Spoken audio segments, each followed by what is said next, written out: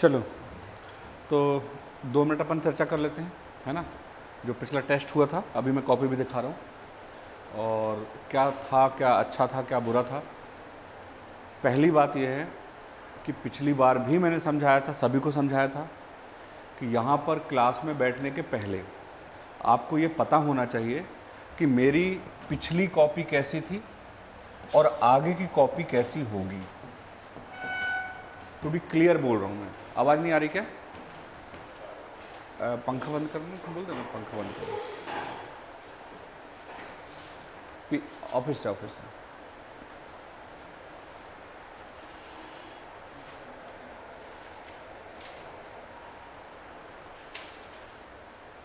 आ जाओ। चलो, तो फिर मैं बोल रहा हूँ, सत्येंद्र समझ में आ रहा है? आपको आ रही थी बात? बहुत छोटी सी बात बोल रहा हूँ, पर बहुत मायने रखती है, बहुत अर्थ देती है। हम पिछली बार भी डिस्कशन किया था यही कि आप जब यहाँ पर आके बैठोगे तो आप भले एक डायरी लेके बैठो या अपने मन में लेके बैठो, पर आपको ये बैठ के सोचना पड़ेगा बोलने से पहले हमारे, या आपके स्टार्ट करने से पहले, ठीक है। और 2 चीज़ों पे ध्यान रखना है कि पिछली बार क्या था और इस बार हमको क्या करना है, ठीक है।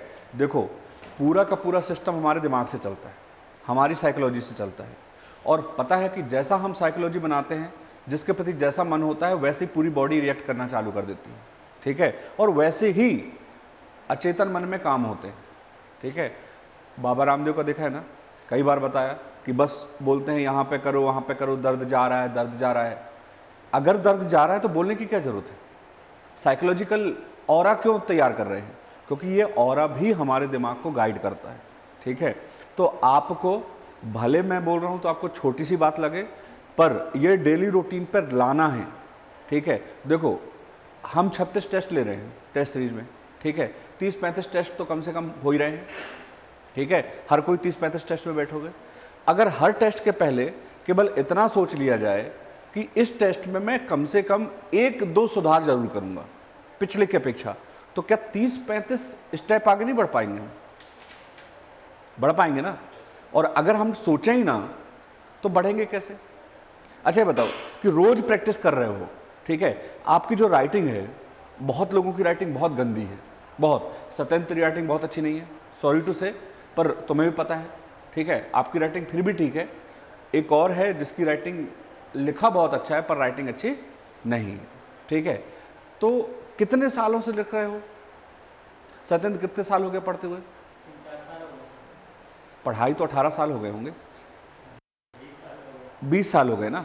पर फिर भी 20 साल का प्रोडक्शन, बहुत ध्यान से सुनना बेटा, आपका नाम क्या है? प्रिया, प्रियंका। ये बात बहुत गौर से सुनना कि ऐसा क्या है कि ये बंदा 20 साल से लिख रहा है, फिर भी अच्छी राइटिंग नहीं आ रही। रीजन क्या है? क्या लग रहा है आपको? सर, जब अगर हम स्टार्टिंग से राइटिंग पे फोकस नहीं करते, फास्ट राइटिंग पे फोकस करते, तो हमारी राइटिंग नहीं हो पाती। क्या मतलब हुआ इसका? मतलब हमने लिखा तो है, पर इस उद्देश्य से नहीं लिखा कि हमें सुधारना है। बात समझ गए आपको? ठीक है दीक्षित, बात आपको भी क्लियर हो गई?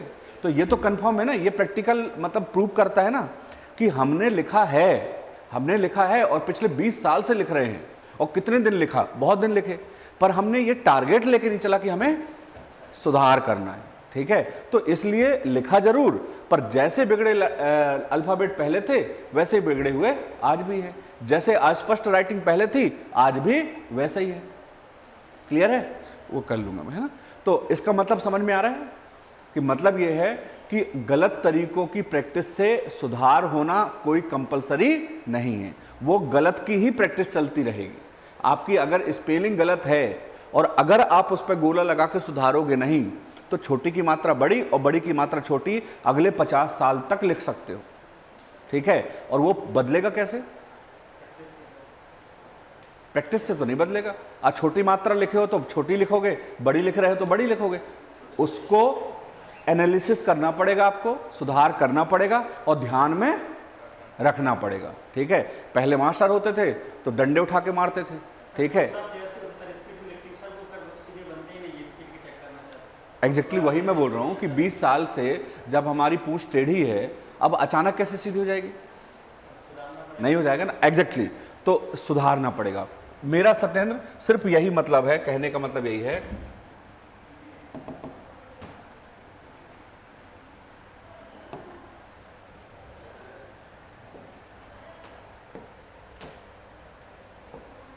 ये क्वेश्चन मार्क मेरा बिल्कुल सिर्फ एक ही मोटो है आप लोगों का बोलने का।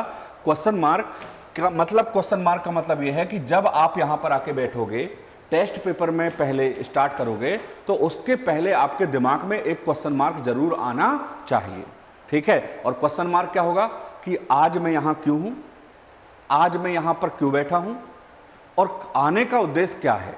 और जब आपको समझ में आ जाएगा कि उद्देश्य क्या है, तब सेकंड क्वेश्चन आएगा कि ये उद्देश्य की पूर्ति कैसे। बस ये दो चीजें आपको ध्यान रखना है। और हर टेस्ट में अगर ये ध्यान रखना चालू कर दिए तो रियली बोल रहा हूं कि आपको पता नहीं चलेगा कि आपका इंप्रूवमेंट कैसे बढ़ गया। और फिर आप फर्स्ट डे, सेकेंड डे की कॉपी और लास्ट डे की कॉपी मिला के रखना, और फिर आपको पता चलेगा कि इंप्रूवमेंट यहां से इतना लंबा तक पहुंच गया और आपको पता ही नहीं चला। लेकिन अगर सोचोगे ही नहीं और उसको दिमाग में लाओगे नहीं, तो इंप्रूवमेंट करोगे क्या, किस चीज का इंप्रूवमेंट। देखो हम क्या करते हैं कि ये क्वेश्चन पेपर मिला और हमारी आदत होती है कि हम इसको पूरा करें। क्या करें? पूरा। ये हमेशा दबाव में लगता है आके, मतलब ऐसा लगता है कि सीधे नहा के फ्रेश गंगा नदी से निकल के सीधे यहीं आके बैठ गया है, मतलब कहीं रिलैक्स तो दिखता ही नहीं है। बिल्कुल स्पष्ट बोल रहा हूं। क्यों? क्योंकि एकदम ऐसा लगता है कि टारगेट ये है कि बस फटाफट पहुंच के और खत्म करना है। लिखते समय भी दिखता है कि बिल्कुल बढ़ बढ़ बढ़ बढ़ बढ़ बढ़ लिख रहे हैं, पर उससे क्या होगा? होगा क्या? जो आज पोजीशन में हो वही कल होगा, है ना। और क्या हो जाएगा कि एक बार सिलेबस और रिवीजन हो जाएगा। तो तुमने कितनी बार रिवीजन नहीं किया है घर में, ये बताओ मुझे भाई। जो चैप्टर हैं, मुझे लगता है कि जब मेंस दे रहे हो और अभी पटवारी के समय पटवारी नहीं पढ़ रहे हो, इसका मतलब है कि 10 बार मेंस का पढ़ा होगा, एक ही यूनिट को 10 बार रिवीजन किया होगा। इसकी नीतियां, उसकी नीति, वास्तुकला, धरोहर, यूनेस्को, सब चीजें याद की होंगी, नहीं की होंगी, पर पढ़ाई तो किया, पर इसकी प्रैक्टिस कहां किया कि हमें प्रेजेंटेशन में सुधार करना है ना। तो ये हर टेस्ट सीरीज के पहले होगा, ठीक है। और रीजन मतलब सॉरी प्रोसेस क्या है, कैसे करोगे? तो सिर्फ ऐसे करोगे कि मुझे पेपर में बैठना है, तो बैठने के पहले 2 मिनट शांत हो जाना है। 2 मिनट शांत। मेरी बात है, देखो तुमसे मैं सीनियर हूं, ऑलरेडी सिलेक्टेड हूं, पोस्ट पे हूं, और उम्र में भी तुमसे ज़्यादा हूं, तो कुछ तो अनुभव रखता हूँ तुमसे ज़्यादा, 1% ही ज़्यादा सही। मेरे से गुणवान ज़्यादा हो सकते हो, पर अनुभवी तो नहीं होगे, ये तो कन्फर्म है कि हो कोई 40 साल का नहीं, है ना। तो मेरा कहना है कि भले चीज़ें छोटी हों, पर छोटी मेडिसिन बहुत काम किया जाती है, ठीक है। तो आपको सिर्फ इतना करना है सत्येंद्र दीक्षित, प्रिया, ठीक है बेटा, कि बैठ के पेपर देने के पहले मेरी बिल्कुल कान कर बात सुन लेना और 10 सेकेंड 20 सेकेंड छोड़ देना, बिल्कुल पेपर बंद, शांति से, और बिल्कुल योगासन की स्थिति में पहुंच जाना, ठीक है। और बैठ के बिल्कुल आंख बंद करके बिल्कुल सोचना कि दुनिया जाए भाड़ में, मैं यहां पर आया हूं तो मैं एक एडवांटेज तो लेके ही यहां से निकलूंगा, मैं तो यहां से फायदा उठा के ही जाऊंगा, बाकी मुझे किसी चीज से कोई लेना देना नहीं, ठीक है। और फायदा क्या लेना है? सुधार, इंप्रूवमेंट। क्या लेना है? इंप्रूवमेंट, ठीक है। अब ये कैसे पता चलेगा आज मुझे क्या इंप्रूवमेंट करना है? तो आप ध्यान करो पिछली पेपर में क्या गलती की मैंने, है ना। मेरा प्रेजेंटेशन गलत हो रहा है, बार बार मैं काट रहा हूं या अच्छे से डायग्राम नहीं बना पा रहा हूं, क्या कर रहा हूं, ठीक है। और इस बार ऐसी गलती नहीं करूंगा, ये जरूर सोच लेना। और अगर मुझे मौका मिले ना फिर से पढ़ने का और मुझे यहाँ पर, तो मैं 100% एक डायरी बनाऊंगा और लिखूंगा दिनांक, तारीख और आज का मेरा अचीवमेंट, और मैं लिखूंगा कि पुराने पेपर में मेरे द्वारा ये गलती की गई है, पूरा ये खराब किया गया है, इस बार मैं गलती नहीं करूंगा, फिर बंद करके फिर पेपर दूंगा। देखना, प्रैक्टिकल करके देखना कि सत्येंद्र आज मैं तुझे चिल्ला दूं, आज मैं यहां पर तेरे को डांट दूं कि तू पानी ऐसा लिखा जाता है और तू ऐसा लिखता है, अभी मैं तेरे को डांट दूं, अगले पेपर में जब भी पानी लिखा जाएगा तेरी कलम जाकर रुक जाएगी ऑटोमेटिक, और फिर तू देख के लिखेगा कि पानी सही लिख रहा हूं या गलत लिख रहा हूं। क्यों? क्योंकि हम दिमाग को बोलते हैं, प्री ऑर्डर करते हैं कि मुझे इस पर ध्यान देना है। तो अगर आप ध्यान नहीं दोगे तो जो चल रहा है वो चलते जाएगा।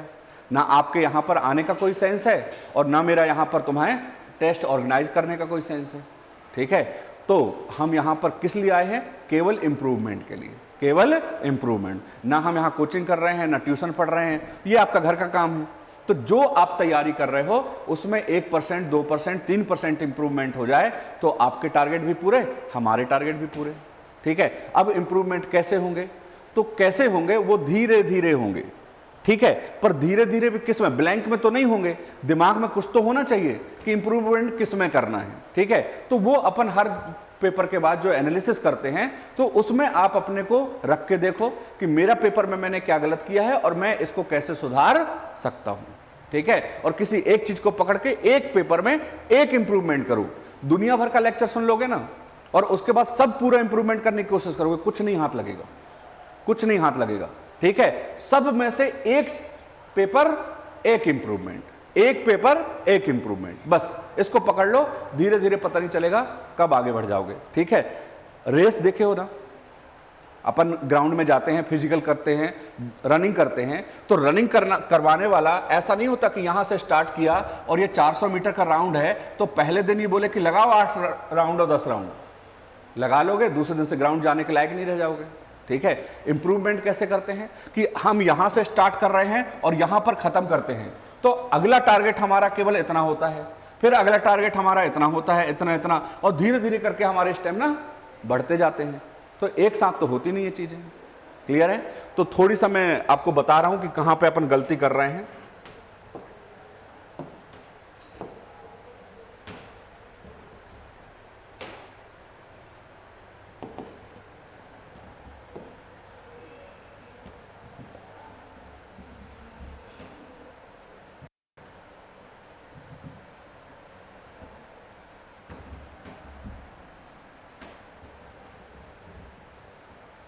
ये देखो, किसी का नाम नहीं लेना चाहता मैं, पर क्वेश्चन तो दिख रहा है सबको। यहां से अपन सीखेंगे कि हमको क्या सुधारना है और क्या सही ढंग से करना है। क्लियर है? बताओ मुझे क्वेश्चन क्या है। ये पुराना टेस्ट पेपर है तुम्हारा, है ना, पिछला टेस्ट पेपर। क्या क्वेश्चन है बोलो, कोई तो बताओ। ठीक है, डिस्कशन कर रहे हैं ना। क्वेश्चन ये है, 5 नंबर का क्वेश्चन है, अमरकंटक का धार्मिक और सांस्कृतिक महत्व की विवेचना कीजिए। क्लियर है? यही है, सिंपल सिंपल जनरल वे में सोचते हैं। एक्चुअली क्या है कि हम पेपर के पहले सोचते ही नहीं है। ठीक है, तुम मुझे आइडिया दो, चलो मैं स्टूडेंट हूं और तुम टीचर हो। ठीक है, तो तुम मुझे बताओ कि मुझे कौन से 2 एस्पेक्ट लिखने हैं, कौन 2 फील्ड लिखने हैं? धार्मिक और सांस्कृतिक। ठीक है, सांस्कृतिक भी पता है हमको और धार्मिक भी पता है। सांस्कृतिक की बात करें तो सांस्कृतिक 2 चीजें होती हैं। ठीक है, एक सभ्यता होती है और एक संस्कृति होती है। एक सभ्यता और एक संस्कृति। ठीक है, सभ्यता क्या बोलते हैं? जो फिजिकल डेवलपमेंट होता है उसको हम सभ्यता कहते हैं, सिविलाइजेशन कहते हैं। सिंधु घाटी की सभ्यता थी या संस्कृति थी? आज तक संस्कृति पढ़ा है क्या? क्यों नहीं पढ़े संस्कृति आज तक सिंधु घाटी की? क्योंकि संस्कृति का पोर्शन होता है नियम। क्या होता है? नियम। जो हमने नियम बनाए, बड़ों का सम्मान करेंगे, विवाह की संस्था होगी, 5 फेरे लेंगे और ये त्योहार मनाएंगे, वो त्योहार मनाएंगे, ऐसा गाना होगा, वैसा गाना होगा, नृत्य होंगे, नाटक होंगे, ये सब किसके पार्ट हैं? संस्कृति के पार्ट है। पर सिंधु घाटी सभ्यता के समय क्या कौन से नियम थे? वो उसकी हमें रिटर्न लिपि नहीं थी तो रिटर्न हो नहीं पाया। उस समय केवल क्या मिले? जो हमने क्रिएटिव किया है, फिजिकल बनाए थे, मटके, घड़े, है ना, चबूतरे और स्नानागार, अन्नागार, मकान, तो ये ध्वस्त नहीं हुए, तो ये मिले। इसलिए सिंधु घाटी को क्या बोलते हैं हम? सभ्यता। संस्कृति कभी नहीं लिखोगे कि सिंधु घाटी की संस्कृति। क्या मिलता है? सभ्यता। तो संस्कृति मतलब क्या है कि जो नियम की बात करता है वो संस्कृति है। ठीक है, और धर्म की बात करते हैं हमारे जो रिलीजियस धर्म है। तो अमरकंटक में अगर देखा जाए तो हिंदू धर्म है, जैन धर्म, मुख्य रूप से 2 धर्म, हिंदू धर्म और जैन धर्म।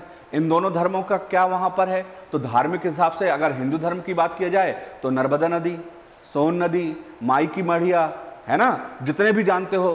दूसरी बात, हमारे धार्मिक ग्रंथों से कथा जुड़ी हुई है, शिव भगवान, ठीक है, और उनकी पुत्री नर्मदा।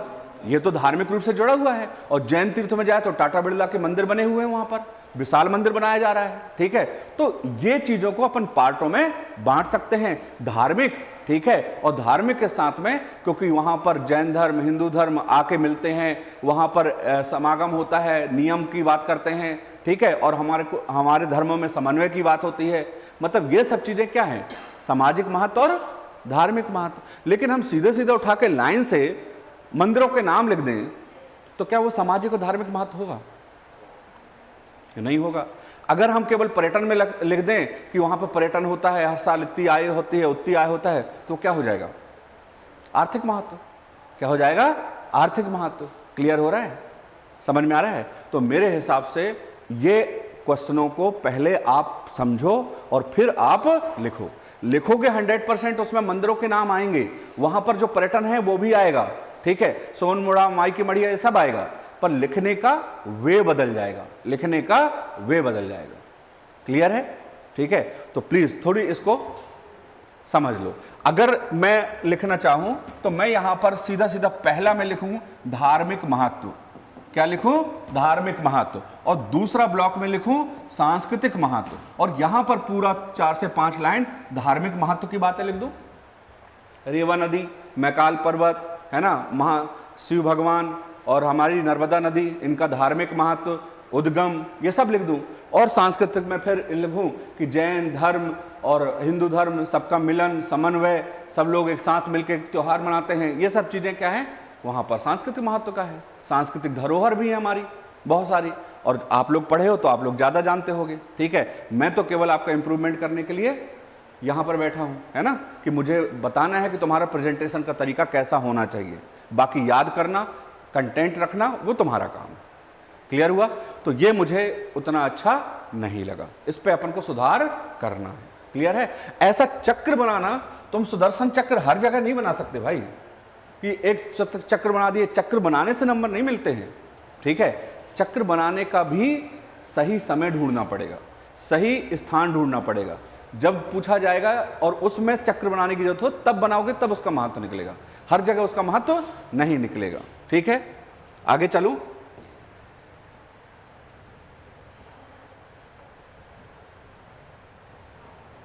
सबसे ज्यादा समस्या करने वाला तुम्हारा ये वाला क्वेश्चन है, जो बहुत डिसअपॉइंट कर रहा है मुझे। फुल क्वेश्चन है, देखो क्वेश्चन क्या है, मध्य प्रदेश में पर्यटन के विकास पर एक संक्षिप्त निबंध लिखिए। मध्य प्रदेश के, अब क्वेश्चन समझ लेना, मध्य प्रदेश में पर्यटन के विकास क्या है? मध्य प्रदेश में पर्यटन का विकास है, या ये पूछा है कि मध्य प्रदेश में पर्यटन स्थल बताइए। केवल 2 लड़के हैं जो क्लास में उन्होंने विकास के बारे में भी लिखा हुआ है, ठीक है, बाकी सब ने स्टार्ट करके खजुराहो का मंदिर, ये मंदिर, वो मंदिर, पूरे की पूरी धूम मचा दी है। ऐसा क्यों? ये लेवल डिप्टी कलेक्टर बनने का बिल्कुल नहीं है। देखो सिलेक्शन तो हो जाते हैं, ठीक है, पर सिलेक्शन के बाद ना जिंदगी भर दिमाग में लगा रहता है यार कि हम थोड़ी से नंबर और होते तो ये पोस्ट होता, थोड़ी से नंबर होते तो अगली बार परीक्षा देने नहीं पड़ता। वरना पीएससी वाला ना अंतिम समय तक, जब तक 45 साल का नहीं होता, लगा रहता है। अपने सीनियरों को देख लेना, आज भी पता चला कि फॉर्म तो भरते रहते हैं, बस उनको छुट्टी नहीं मिलती, इसलिए परीक्षा तैयार नहीं कर पाते। तो संरचनात्मक विकास हो गया, संरचनात्मक विकास हो गया। तीसरा आप लिख सकते हो आर्थिक विकास, ठीक है, तो इन क्षेत्रों के लिए आर्थिक पैकेज दिया जा रहा है सरकार के। इस साल के बजट में उन्होंने नई योजना चालू की है, ठीक है, तो उसके लिए बड़ा बड़ा राशि हमारी जो बजट की है वो पर्यटन स्थलों पे जा रही है। और इसके साथ में आप कर सकते हो तो नीतिगत या वैधानिक प्रयास इसमें भी है कि सरकार की पर्यटन निगम ये नीति, पर्यटन निगम वो नीति, एम्पोरियम, और जो भी जानते हो वो सब लिख सकते हो। आप लिख सकते हो कि नहीं? इस पर तो आपको विचार करना पड़ेगा। इसके बाद अगर चाहो तो इसके बाद भी एक कमियां और लास्ट में दे सकते हो सुझाव, ये एक पैराग्राफ में कर सकते हो, ठीक है। अगर एक आंसर बनाते हो, मुझे पता नहीं है कि मैं सही बता रहा हूं कि गलत, पर क्योंकि मैं सिलेक्टेड हूं तो मैंने इन टर्मों को फॉलो किया है, मुझे नंबर मिले हैं, तो मैं केवल अपने अनुभव से बता रहा हूं। कोई ऐसी गाइडलाइन नहीं है कि आयोग ने ऐसी गाइडलाइन दी है, पर आपको और हमको क्या बेटर लगता है नंबरों के हिसाब से, वो हम यहां पे चर्चा कर रहे हैं, डिस्कशन कर रहे हैं। तो अगर हमारा एक आंसर बनेगा तो ये हमारा आंसर है फुल क्वेश्चन का, ठीक है, 2 पेजों का। तो इसमें पहला पैराग्राफ किस में जाना चाहिए? मध्य प्रदेश में वर्तमान पर्यटन की स्थिति, करेक्ट है। दूसरा पैराग्राफ हमारा जाना चाहिए सरकार के द्वारा किए जा रहे प्रयास, और इस प्रयास में 3 से 4 बिंदु आपको बिल्कुल यहां पर लिखने चाहिए। एक तो सरकार के द्वारा संरक्षण के लिए क्या किया जा रहा है, एक सरकार के लिए संरचना विकास के लिए क्या किया जा रहा है, एक सरकार के लिए आर्थिक रूप से क्या किया जा रहा है, सरकार के द्वारा नीतिगत रूप से क्या किया जा रहा है इसको विकास करने के लिए, ठीक है। अभी आपको पता है कि ज्यादातर हमारे मध्य प्रदेश एक पहला था जहां तक ज्यादा जलीय टूरिस्ट में शिप चलाने के लिए सरकार ने वादा किया था कि हर टूरिस्ट पे हम शिप चलाएंगे, नौका वो करेंगे। याद होगा कि बरगी बांध से लेकर भेड़ाघाट तक के लिए पूरा एक जल मार्ग चुना हुआ था। तो ये क्या है? पर्यटन का विकास है, क्लियर है। इसके बाद फिर चाहो तो कमियां और सुझाव है। क्या है? कमियां और सुझाव है। अब लास्ट में चलूंगा। मेरे हिसाब से अगर मुझे रिस्क लेने का मौका मिला और मुझे आंसर देने का मौका मिला तो मैं क्या करूंगा कि ये कमियां और सुझाव के बीच में यहां पर बीच में एक पैराग्राफ घुसाऊंगा, ठीक है, और लिखूंगा कि सरकार के द्वारा किए जा रहे प्रयास क्या प्रत्यक्ष परिणाम हमें प्रतिवर्ष बढ़ते हुए टूरिस्ट यात्रियों की संख्या में दिखाई दे रहा है, ठीक है। और सीधा सीधा मैं उठाता, ये करता, ठीक है, और टूरिज्म संख्या 2005, 2006, 2007, 2008, या अगर ये नहीं करता तो मैं यहां पर ऐसे करता। ये पेन दिख रहा है कि नहीं दिख रहा है? ठीक है, तो या तो मैं ऐसा एक मैप बना देता, ये वाला, और अगर नहीं बनाता तो मैं ये बार वाला मैप बना देता कि मध्य प्रदेश में, ठीक है। 2 चीजें कर सकते थे आप, जो आपको पता नहीं है, मुझे भी पता नहीं है, फिर भी अगर हम चाहते तो एक ऐसा मैप बना के पर्यटन से प्राप्त राजस्व आय कर दो ना, क्या दिक्कत है? पर्यटन से प्राप्त राजस्व आय 2005, 2008, 2012, बस 21-22 तक पहुंचो मत। दिक्कत क्या है? और तुम लोग कर देते तो क्या मैं भी चेक कर पाता कि पर्यटन से वास्तव में इतनी आय हुई है या नहीं? पर ये आपकी क्रिएटिविटी तो बताती, ठीक है। तो एक बेहतरीन आंसर अगर ये करना था तो मेरे हिसाब से इस आंसर में क्या करना था कि पहले मध्य प्रदेश के वर्तमान पर्यटन स्थलों के बारे में बताना था कि मध्य प्रदेश हृदय प्रदेश है, यहां पर प्राकृतिक, धार्मिक, ऐतिहासिक सभी स्थल होने से पर्यटन के विकास के लिए पर्याप्त संभावना है। जहां पर अमरकंटक जैसे धार्मिक स्थल, ठीक है, पचमढ़ी जैसे भौगोलिक स्थल, ठीक है, खजुराहो जैसे ऐतिहासिक स्थल, और भोपाल जैसे जलीय स्थल, ठीक है, जैसे अपन जो भी बोल सकते हैं स्थल यहां पर उपलब्ध है। 2-2, 3-3 नाम और लिखते थे, ठीक है।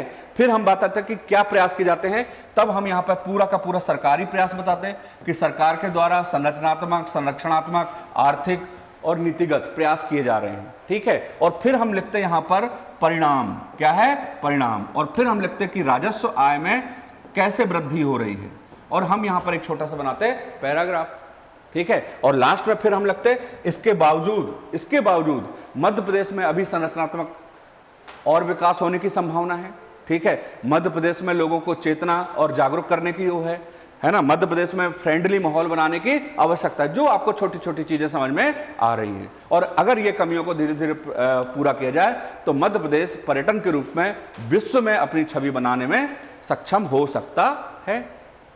क्या बुरा है?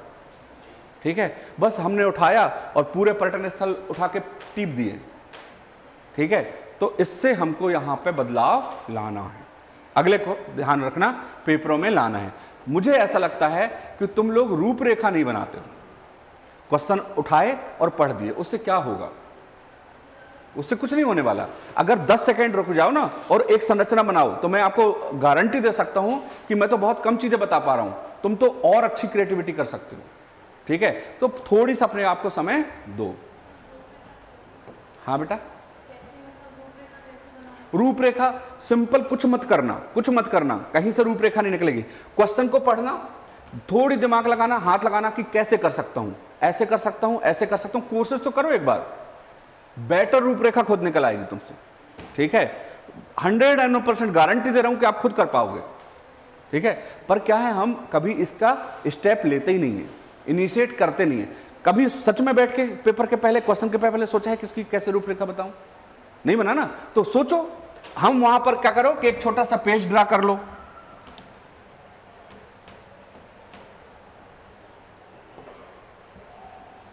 ठीक है, एक वहां पर पेज ड्रा कर लो, और क्वेश्चन में हमको पता है कि मध्य प्रदेश में मान लो पूछा है अमरकंटक का धार्मिक और सांस्कृतिक महत्व। ठीक है, अब मैं क्या बताऊं?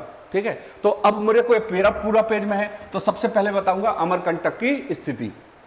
अमरकंटक है कहां, कौन सा जिला कहां पर ये है। ठीक है, फिर मैं बताऊंगा धार्मिक महत्व और सांस्कृतिक महत्व। ठीक है, और फिर लास्ट में ले आऊंगा मैं कंक्लूजन, निष्कर्ष। वस्तुतः मध्य प्रदेश सांस्कृतिक और इसके धरोहर के लिए प्रसिद्ध है, और अगर यहाँ पे और प्रयास किए जाते हैं तो एक उभरता हुआ क्षेत्र के रूप में जाना जाएगा, पर्यटन नगरी के रूप में जाया जाएगा। हाँ बिल्कुल, करो ना, क्या किसने मना किया? रफ पेज रहता तो है, करो। देखो अभी कॉपी में बनाना चालू करो, जब तुम बनाना चालू कर दोगे ना, तो जैसे बोलते हैं गणित, एसएससी वाले क्या करते हैं, पहले पेन से बनाते हैं, फिर दिमाग में ही आंसर आने लगते हैं, तो फिर रूपरेखा भी दिमाग में आने लगेगी। ठीक है,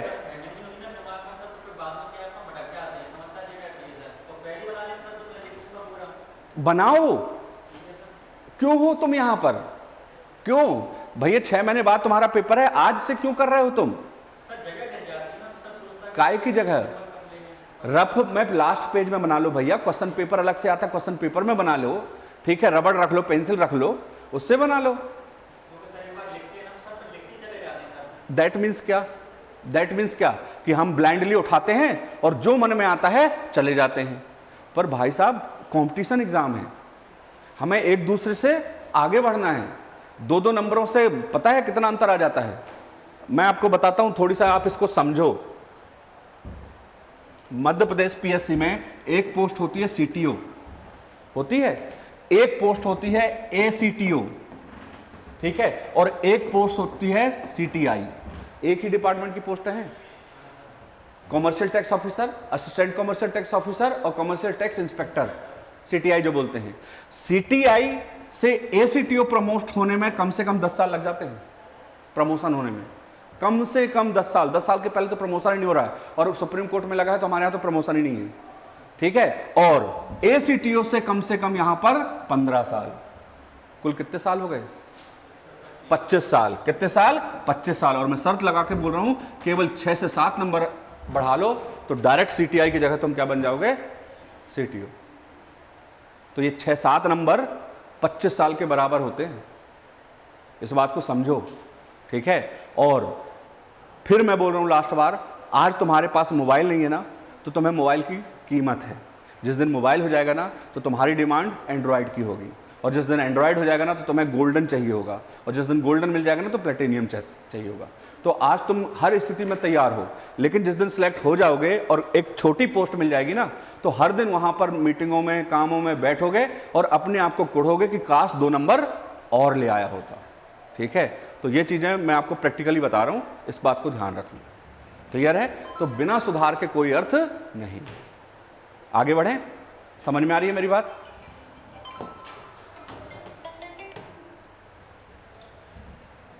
और मैं आपको बता रहा हूं कि मेरी आदत प्रैक्टिकली बोलने की ही है।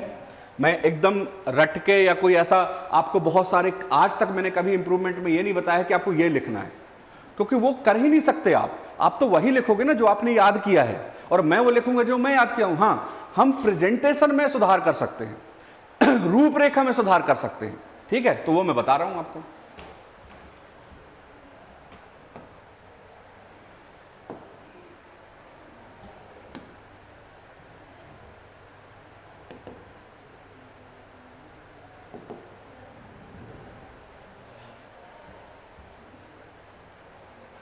ये स्टूडेंट इस बार शायद नहीं आया, धर्मेंद्र।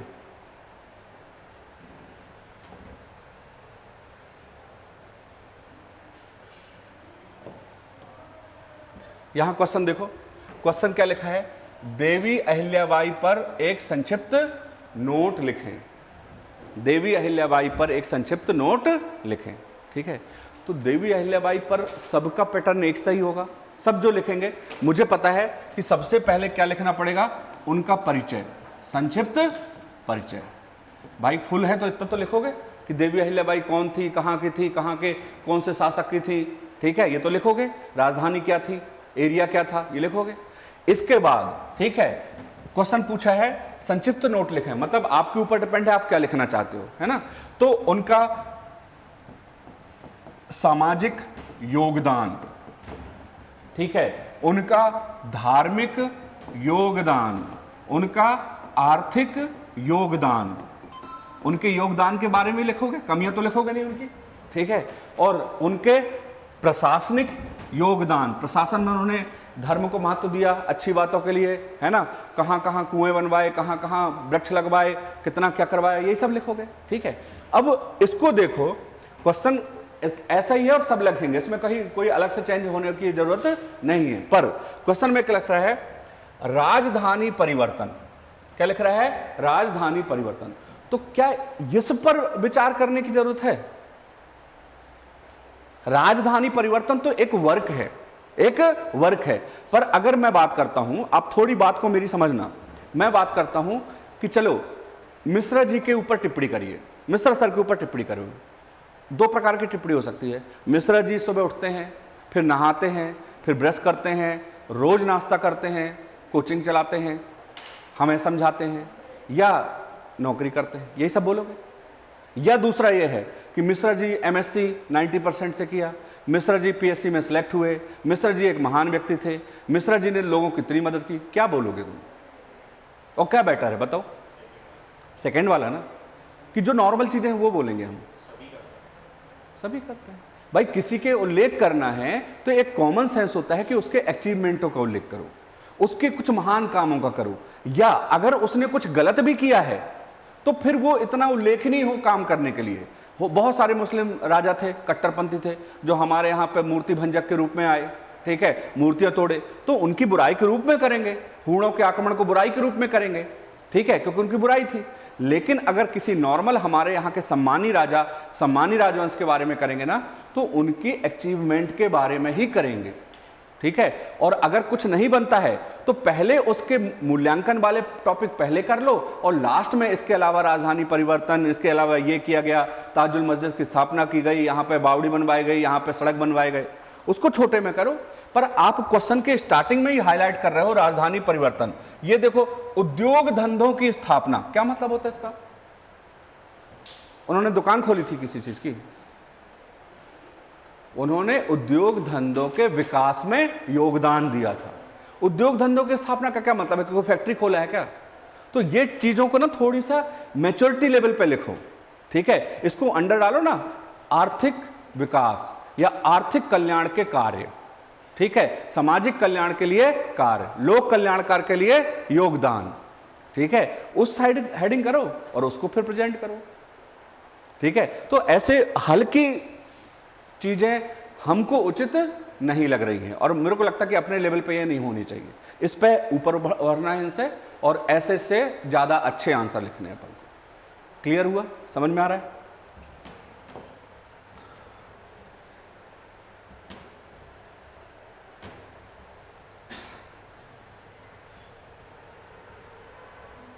ज्यादा बोर नहीं करूंगा,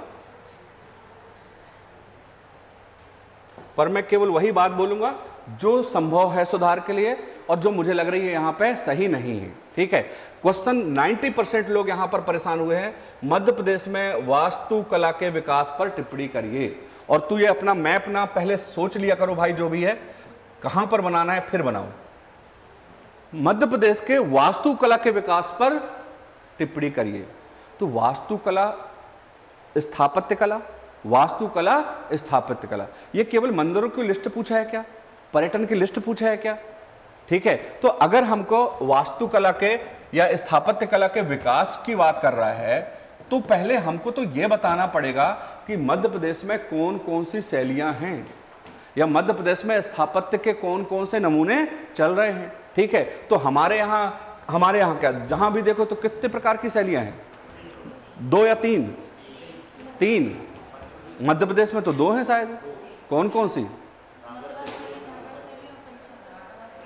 और बेसर।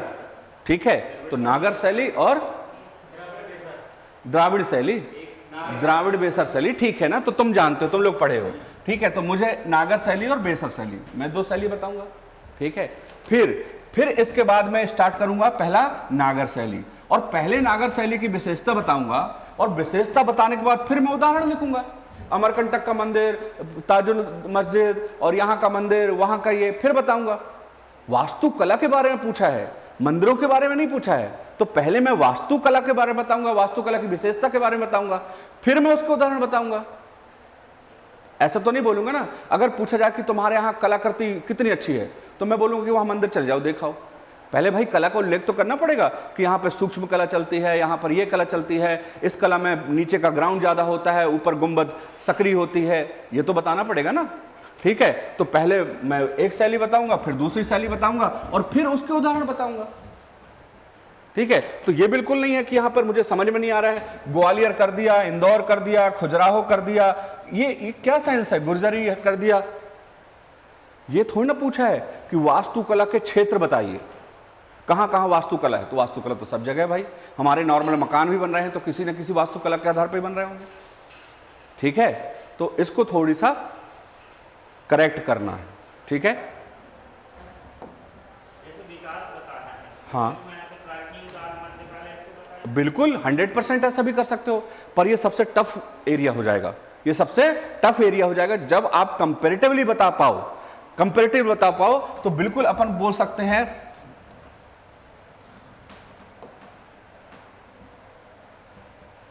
इसमें बता सकते हैं कि प्राचीन काल में हमारी वास्तुकला की क्या विशेषता थी, मध्यकाल में हमारी वास्तुकला में क्या परिवर्तन आए, और प्राचीन कला से क्या परिवर्तन आए, और नवीन जो हमले हुए, आक्रमण हुए, नवीन संस्कृति का आगमन हुआ, तो उससे क्या हमारा परिवर्तन आया, ये बताना पड़ेगा। और फिर वर्तमान में आधुनिक कला में क्या परिवर्तन आया, वो बताना पड़ेगा, और तीनों के फिर उदाहरण देने पड़ेंगे। बिल्कुल कर सकते हैं, ये भी तरीका सही है। ठीक है, तो या चाहे ये तरीके से करो, चाहे उस तरीके से करो। ठीक है, पर सिस्टम तो होगा ना। पर ऐसा बिल्कुल नहीं चलेगा कि सीधे ग्वालियर लिख दिया, भोपाल लिख दिया, और ये इंदौर लिख दिया, और गुजरी महल लिख दिया। ये वास्तुकला का विकास पर टिप्पणी नहीं है। ठीक है,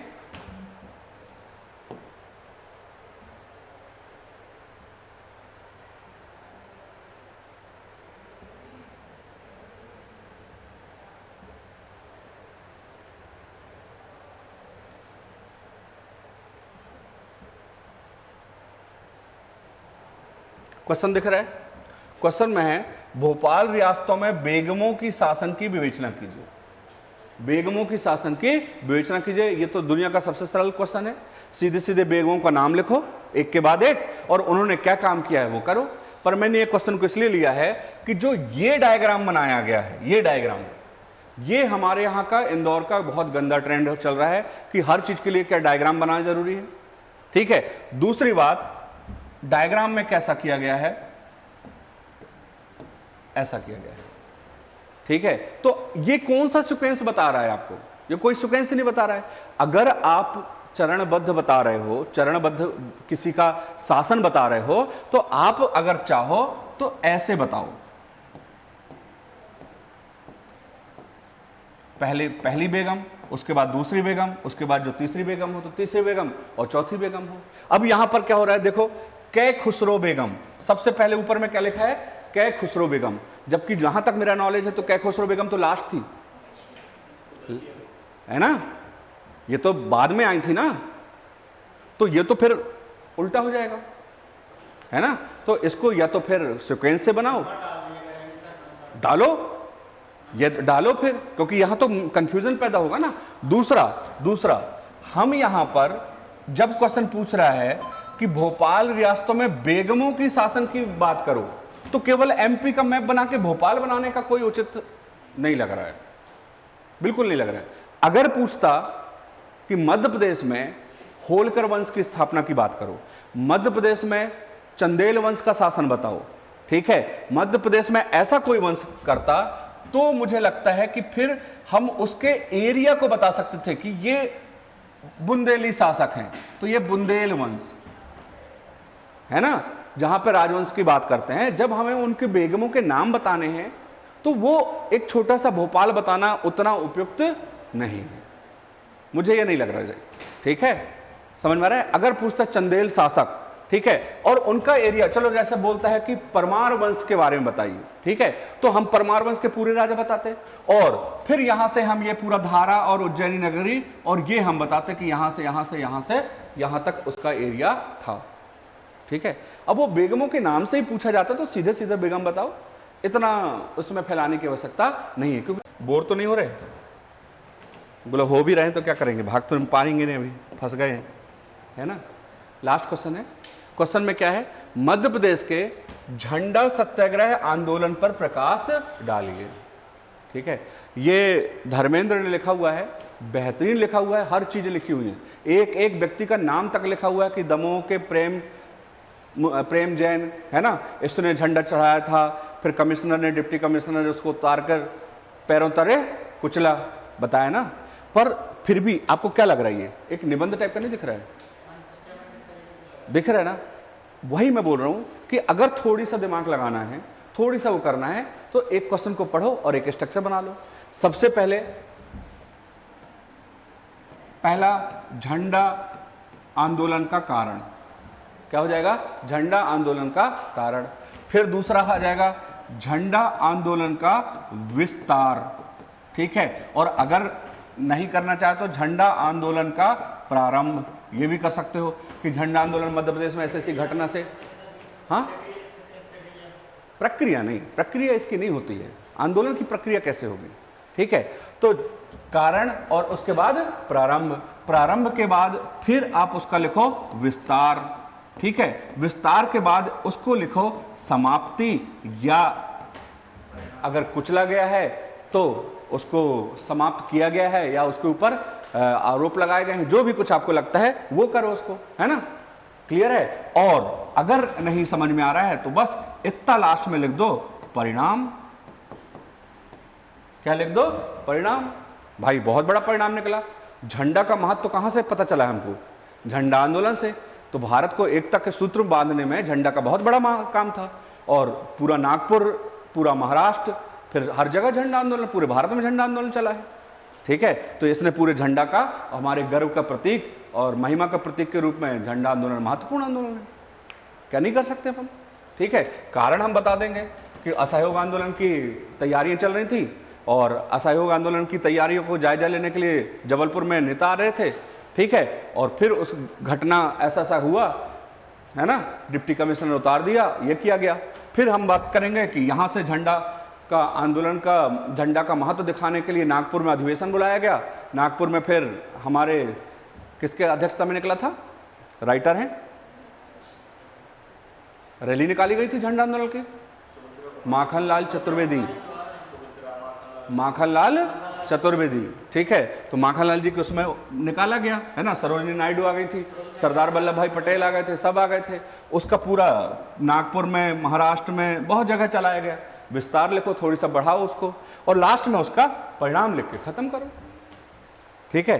तो मतलब उसका प्रारूप, मैं केवल किसकी बात कर रहा हूं, प्रारूप का। मैं बहुत लंबी संबी गप्पों की बात नहीं कर रहा हूं कि शैली बदल लो, इतना अच्छा लिखो, उतना अच्छा लिखो, अभी इतना पॉसिबल नहीं हो पाएगा, ठीक है।